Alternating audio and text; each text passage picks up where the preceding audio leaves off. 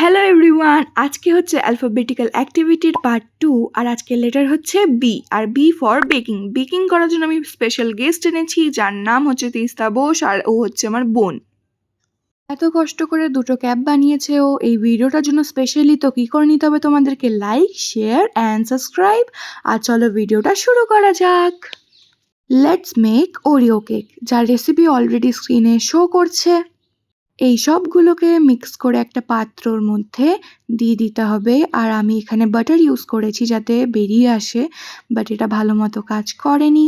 তো এখন আমি ঢুকিয়ে দিয়েছি আর অপেক্ষা করছি কখন রেডি হবে। আর দেখতে দেখতেই আমাদের কেক রেডি।